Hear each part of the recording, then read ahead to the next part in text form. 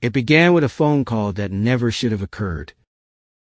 At 2:17 a.m. on a rainy Tuesday, the Pine Hollow police switchboard crackled to life with a shaking woman's voice. The operator nearly hung up on her as a prank call until the woman spoke up. It's me, Emily Carter." The room was silent. Emily Carter had disappeared 20 years before, when she was 17 years old. Her case was an urban legend told in diners and high school corridors, the sort of enigma that became local lore. The dispatcher stood rigid, gazing at the red flash of light. "Can you say that again?" The girl on the phone breathed unsteadily. "I want to talk to my mom." In minutes, Chief Dawson was awakened from bed. He'd been a rookie the year Emily went missing.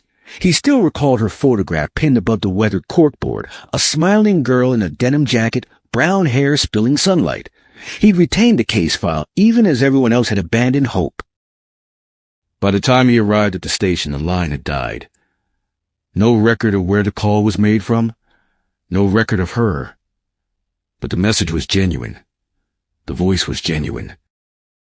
When the news came to the Carters, it broke 2 decades of tenuous acceptance. Mary Carter had never left her porch light off in 20 years. She kept it on every night, just in case her daughter had made her way home. That night, when the police came, she stood barefoot on the porch with the telephone clutched in her hands as if it might ring again. "I knew she wasn't gone," she breathed. "I knew it." Newspaper reporters descended the following morning. A 20-year-old missing person case reopening was uncommon, a call from the missing person herself unthinkable. The town split in two, one half believing Emily was alive, the other half believing someone was playing a nasty trick. Chief Dawson had the call examined by state technicians. The diagnosis came back weird. The number couldn't be traced, but the sound was clear. No static, no distortion. "It's like she was in the room with us," one of the analysts stated, "but the line goes nowhere." The first genuine breakthrough came from Emily's former best friend, Katie Holloway. She was still living in town, still worked at the same diner where she and Emily had been sipping milkshakes on the day she disappeared.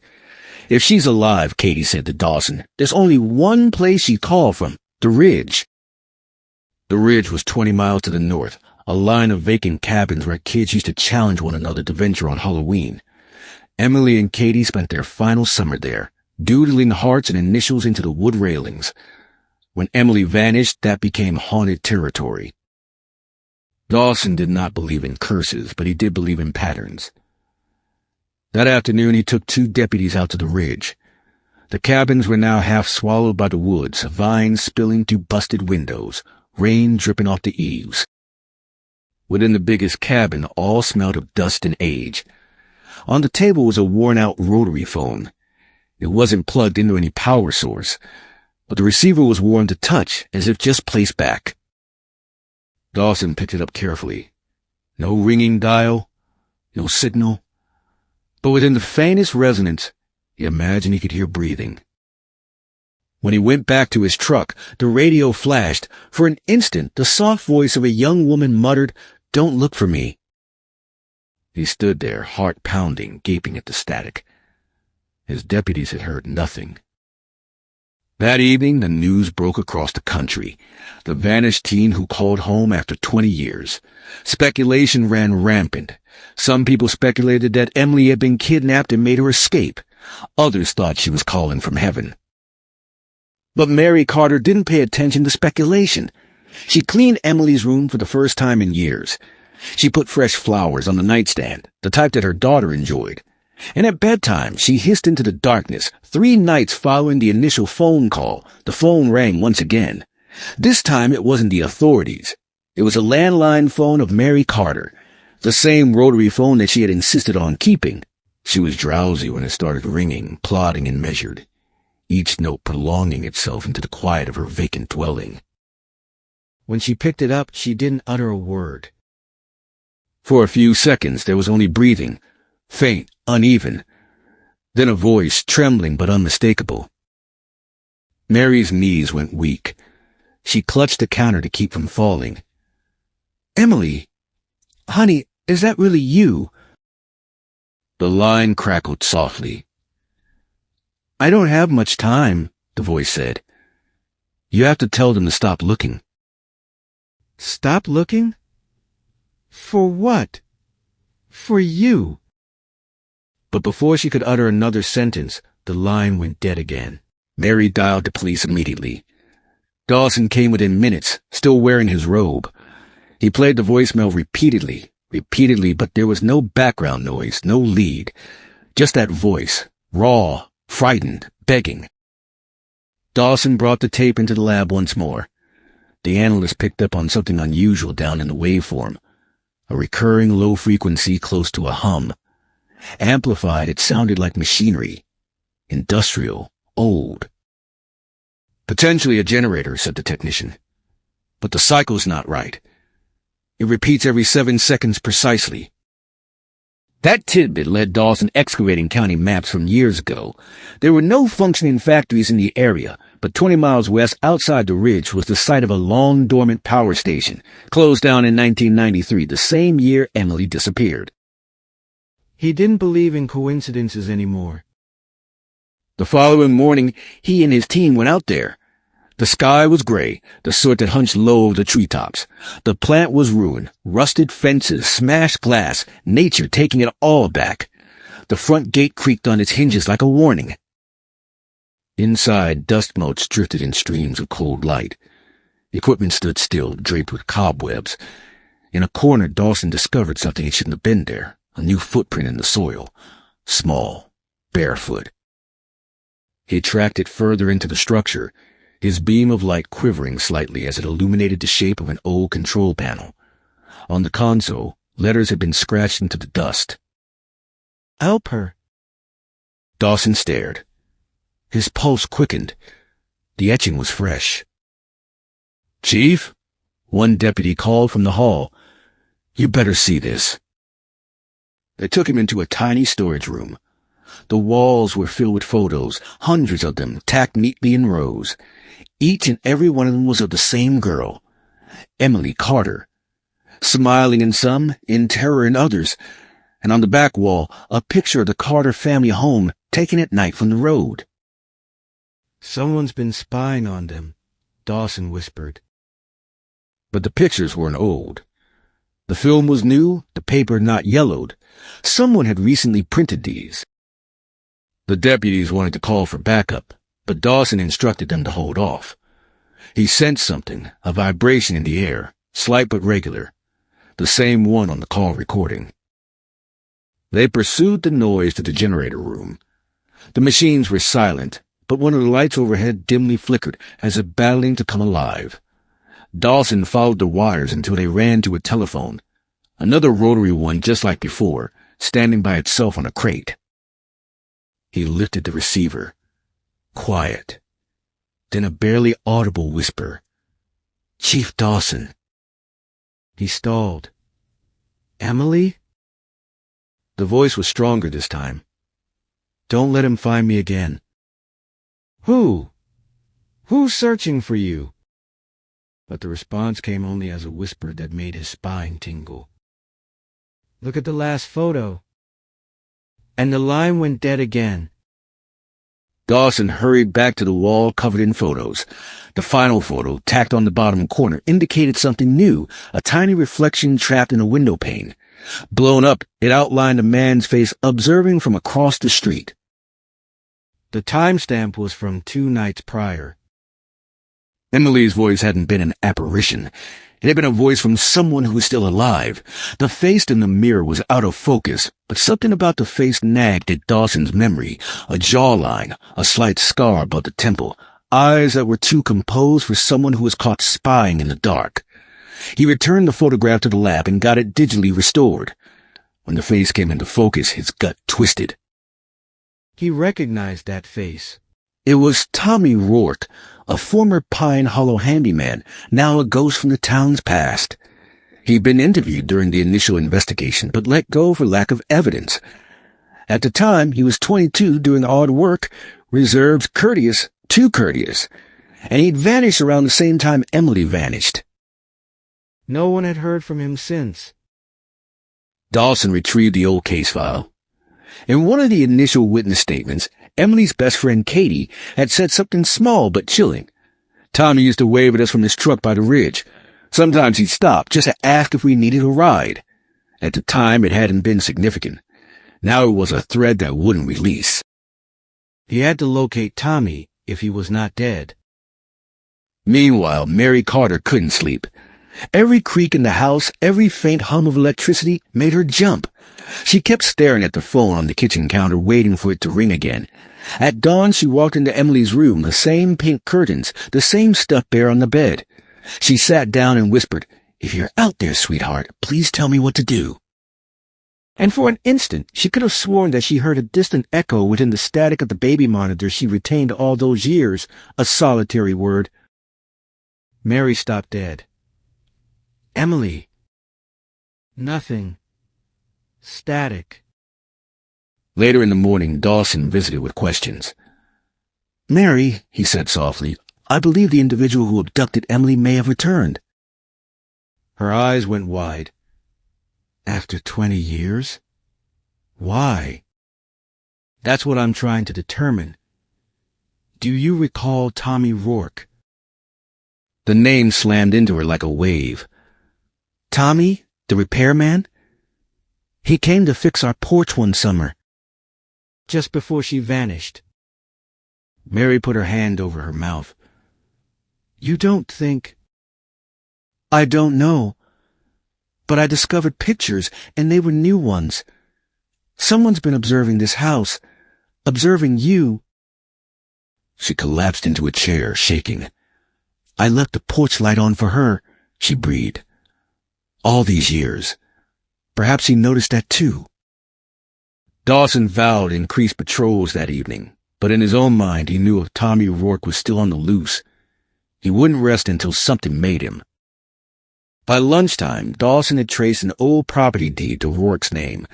It was a deserted trailer off County Road 6, engulfed in weeds and rust. The local sheriff had given up on it as vacant. Dawson wasn't so sure. He went there by himself. The trailer's door creaked slightly open. Inside, the air was stale and heavy with mildew. Papers littered the table.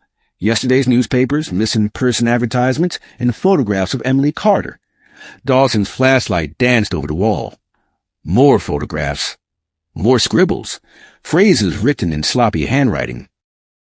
"She's still here. She forgave me. She never left." And then he noticed something new, a cassette player still humming softly.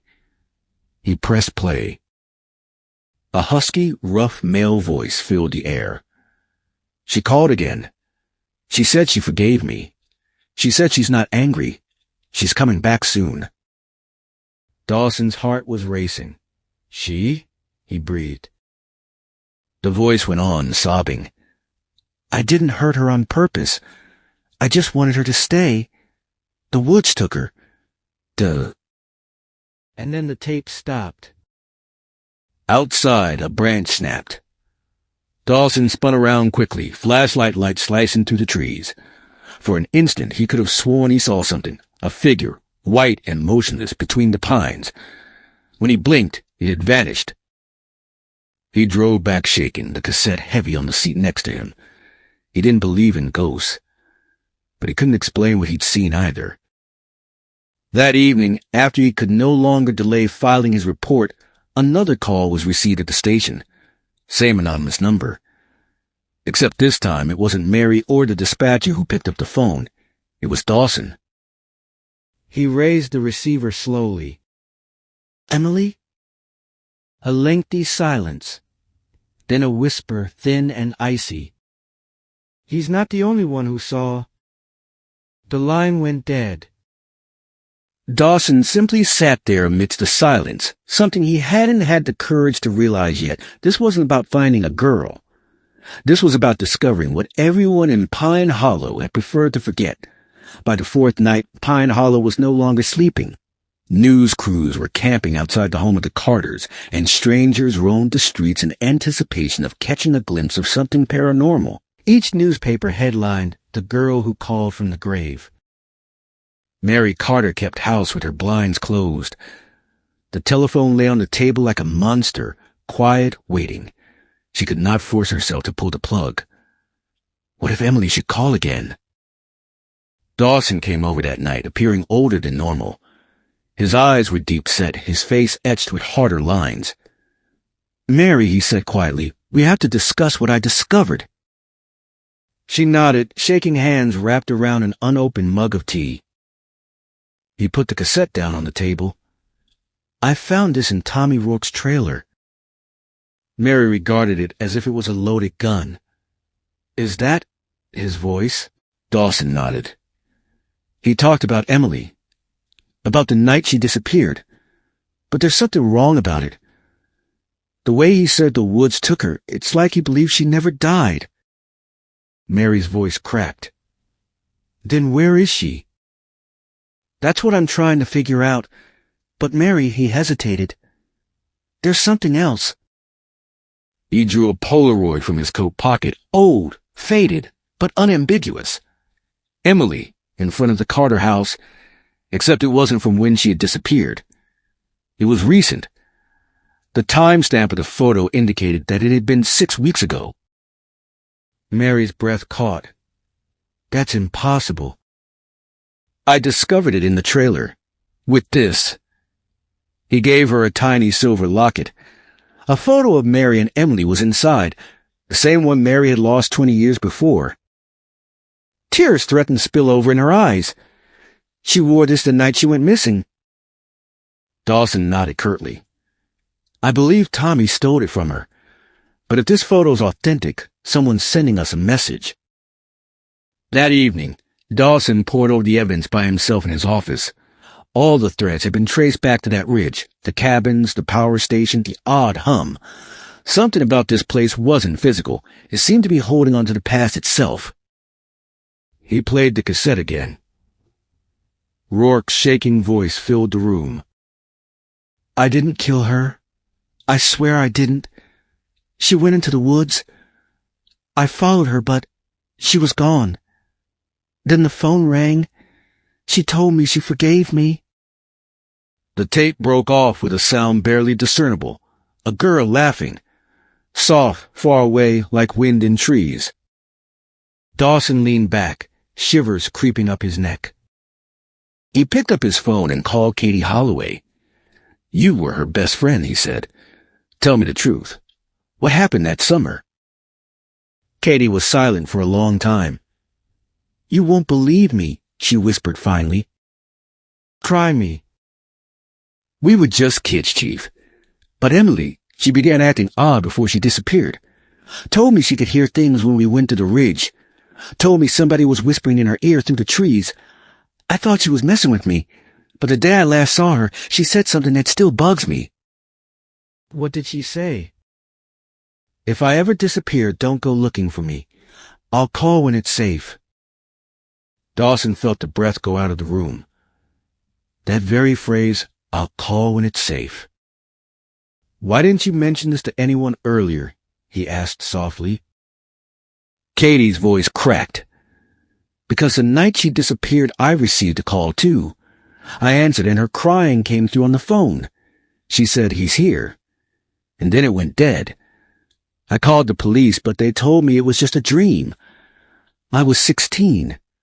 Who would have believed me?" The bond between the two women, Mary and Katie, now fell into a pattern. Emily hadn't vanished. She attempted to speak even then. That insight pushed Dawson back out to the ridge at dawn. The fog clung heavy swallowing sound. He took the same route to the cabin, the same creaking boards under his boots.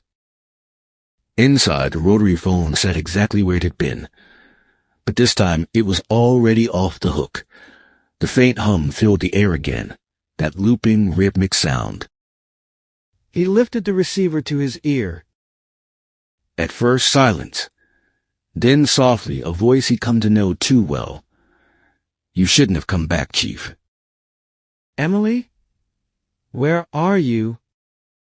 "I'm where he left me." "Who?" "Tommy Rourke." The voice quivered. Before Dawson could demand to know what she was saying, the phone went dead. The buzz ceased. The air froze, and in the reflection of a broken window he saw something stir behind him. He spun around quickly. Nothing. Just a hint of lilac smell, Emily's scent. Dawson did not sleep that evening. He couldn't. The words, "the other one," kept playing on his mind like a stuck record. Who else might Emily be referring to? If Tommy Rourke wasn't the other one, then someone else had been involved in her vanishing all along, someone they'd overlooked. At dawn, he went back to the station and laid out each file, every statement, every photo on the desk. The faces of all those from that summer looked back at him, neighbors, classmates, family, friends. His gaze rested on one photo especially, a search party photo taken the week Emily disappeared. In the back, there was a tall figure in uniform, face half in shadow. He inched nearer. The nameplate was barely discernible. Officer Glenn Harper. Dawson's chest grew tight. Harper had been a first responder on the case back then, 20 years ago. He retired since then, relocated out to a cabin on the outskirts of town. The record indicated he'd retired from law enforcement due to medical reasons, but Dawson recalled the whispers. Harper had been fixated on Emily's case long after the department had closed it. He got up and dialed dispatch. "I want Harper's address." 2 hours later, Dawson drove up a gravel driveway lined with dead trees. The cabin up ahead seemed deserted, its windows unlit. He knocked once, twice, no response. The third knock caused the door to creep open by itself. Inside, the air was filled with dust and cigarette smoke. The living room shelves were stacked with rows of aged cassette tapes, each dated and initialed. The earliest was 1993, the most recent, just 2 weeks prior. A reel-to-reel recorder occupied a small desk, still turned on, its red light flickering. Dawson hit play. A man's voice filled the air. Harper's. Log entry 547. Subject, Emily Carter. Heard her again last night over the line. Same line, same tone, still 17. Dawson's heart was racing. He fast-forwarded. Log entry 551. The signal stronger along the ridge. The voice is bound to something material, the phone itself, or the earth under it. Another click. Log entry 552. She mentioned my name tonight. Said Glenn stopped calling me, but I didn't call. She did. Dawson's throat closed up. Harper had been speaking to her for years. He walked further into the cabin. In a rear room, there were photos plastered against the walls, not of Emily, but of the rotary phones found throughout town. Each had a number scribbled underneath it, as if coordinates. There were some circled in red. And then on the back wall, one final message written out in Harper's handwriting. The signal is from the ridge, but it's no longer her voice. A creak of a floorboard sounded behind him. Dawson turned, gun hand on his hip. A figure was standing in the doorway, older, frail, but unarguably Harper. His eyes were hollow, his face gray and thin. "Chief Dawson," he croaked. "I was expecting you to show up sometime." "I want answers," Dawson said, moving closer. "What did you do to her?" Harper's head rocked slowly. "You think I hurt her?" "No, son, I heard her. I tried to stop it." "Stop what?" "The calls," Harper barely breathed. "They never ended after that night. 20 years. She calls anyone who will listen. At first it was just me. Then others. You heard it too, didn't you? That hum. That sound in the line." Dawson's tone was low, even. "Where is she?" Harper's eyes darted toward the window, out toward the forest. "She's where she always was, beneath the ridge. She never left that night. The ground just didn't keep her." Dawson felt a chill crawl up his spine. "You're saying she's dead?" "I'm saying she's trying not to be." There was a blast of wind through the cabin, shaking the windows. The reel-to-reel behind them started turning by itself. Static crackled from the speaker, and then, as clear as day, the voice of a young woman.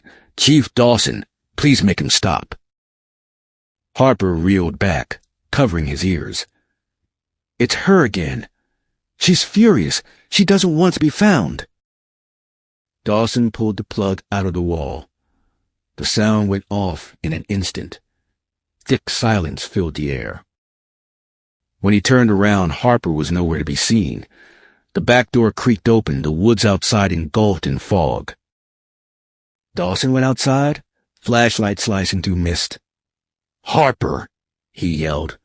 No reply, but distantly under the scissors of the wind came that same hum again, rhythmic, insistent, vibrating through the ground. It was issuing from the ridge. By the time Dawson arrived at the ridge, the fog had closed into a living entity. It engulfed sound and obscured shape. Even the beam of his light appeared to warp and disappear a few feet in front. The woods were hushed save for that low, looping hum that seemed to emanate from every direction at once. He pulled up at the boundary of the old trail.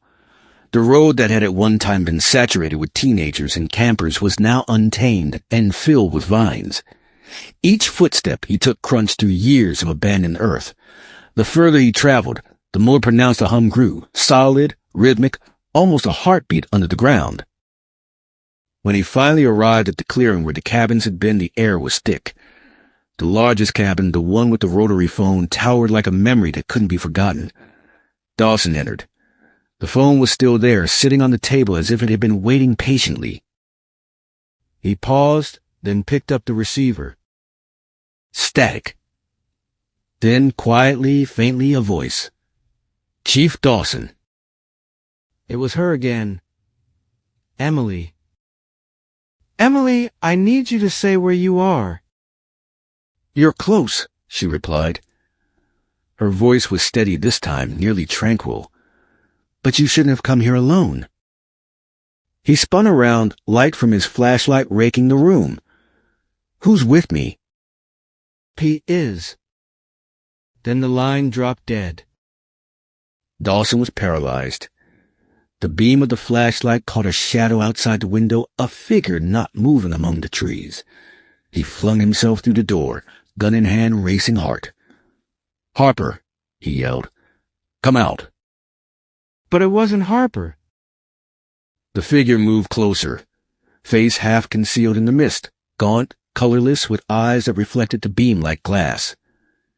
"You shouldn't be here," the man whispered.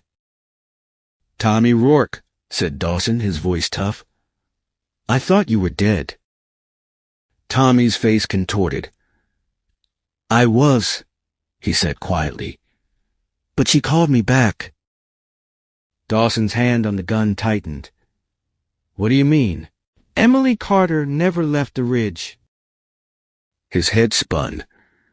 If she'd been dead all these years, then who or what had been ringing?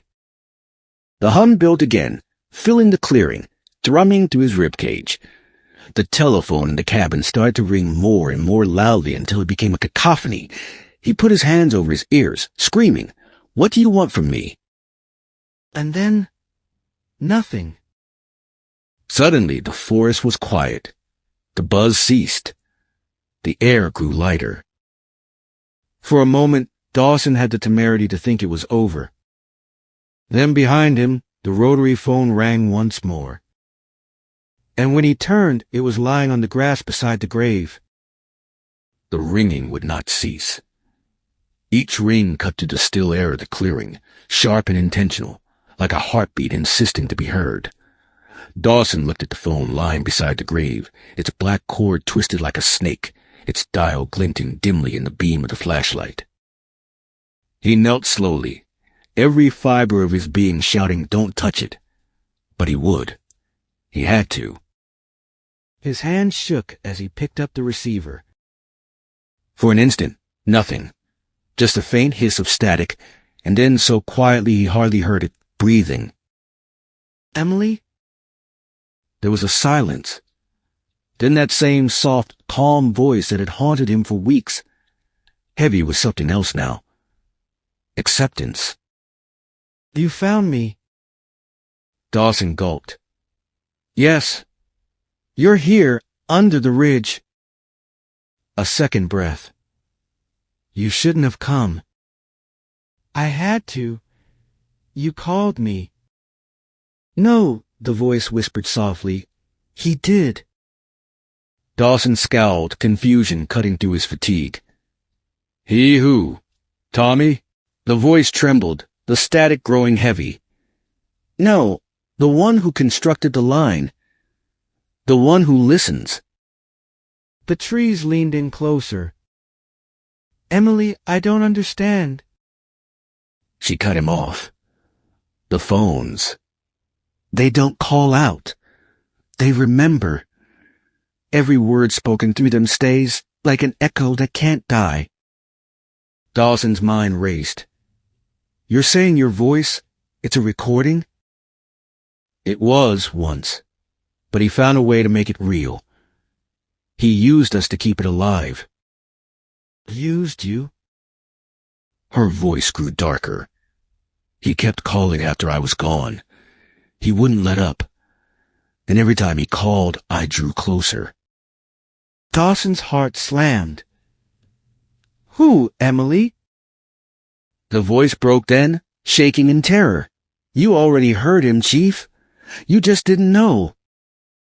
And then, before Dawson could say anything else, the static distorted, bending into a low, gravelly voice that wasn't Emily's. Chief Dawson had said, calm and cold. You finally listened. The voice of Glenn Harper. Dawson gripped the receiver harder. Harper, what have you done? You wouldn't get it, the voice sounded like sandpaper. She wasn't where she was meant to be.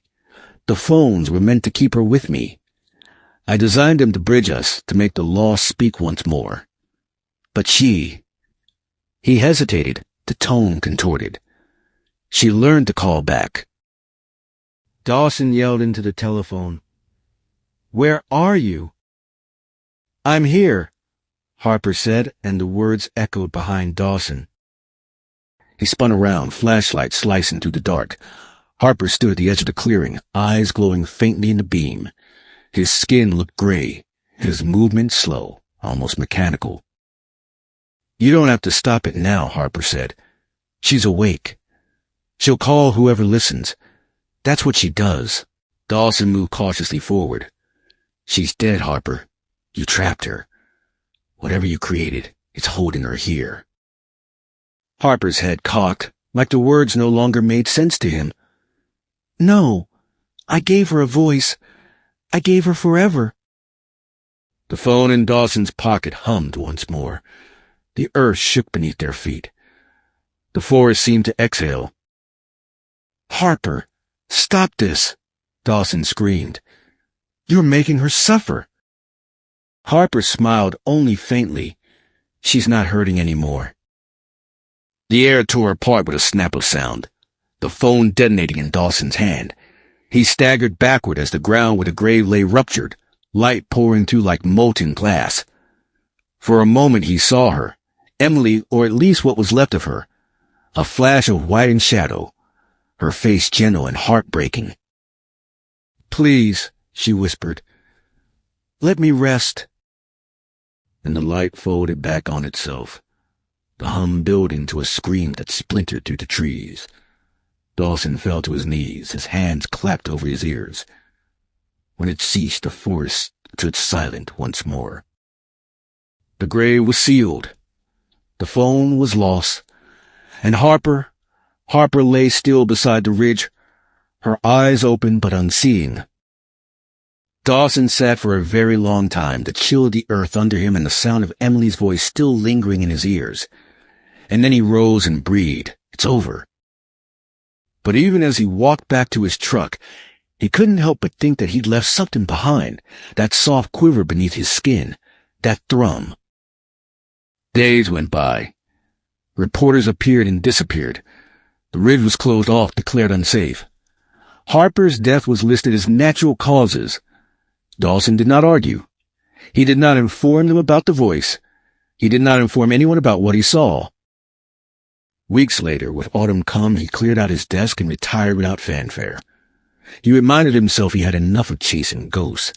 But that evening, sitting alone in his house, the phone rang once. He stiffened. The caller ID was blocked. He picked up the receiver slowly, trembling breath. A hesitation. And then softly, almost kindly, the gentle voice of a young woman. "Chief Dawson?" He shut his eyes. "Emily." "Thank you," she said. The line clicked dead. He set the phone down gently and looked out the window. The porch light flickered once, then went dark. And for the first time in 20 years, the ridge was silent. "If you're out there, Emily, call again."